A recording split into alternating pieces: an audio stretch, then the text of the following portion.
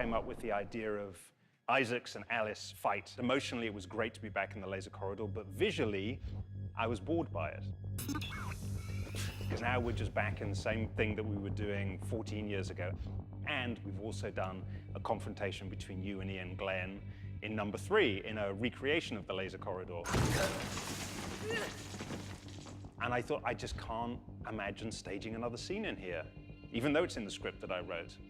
And that's when I came up with the idea that it could be covered in like dirt and crust. The hive has been closed up for like 15 years, and it's been sucking in all of this air from the crater above, so that when you go in there for the first time, you almost don't realize what it is until you clear the dirt away.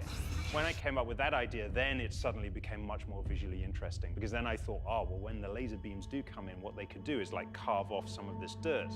And what it does is it gives the laser corridor this incredible symmetry, but also an incredible perspective, because you have all these lines of perspective going off into the distance, which to me, I think really reinvented that location and that set. You know, made it something fresh and exciting. Yeah, I mean, that final sequence with Mr.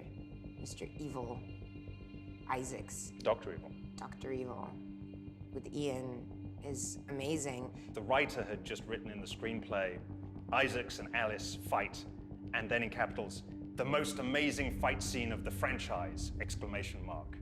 And then that was it. There was no kind of details as to what it was. But I knew it had to be amazing, right? So it's a great fight sequence. I think on the first day of principal photography, I had no real idea what that fight scene was yeah, going to be. I mean, we had stuff worked out, but it was, again, pretty much me just getting beat up. I think in the screenplay, the only thing that was there was the idea that you tucked the hand grenade, that you sacrificed your fingers in order to be able to tuck the hand grenade into his jacket. I was fascinated with that you're just in this glass box, and what can you possibly do in this glass box? Well, actually, there's a lot. It's one of my favorite shots in the film where you're running down the corridor being chased by one of the lasers, and then you run up the door, you do the splits in midair, then land, and it's all on your back, so you go, oh, it's a stunt double, obviously, and then you turn around and it's you.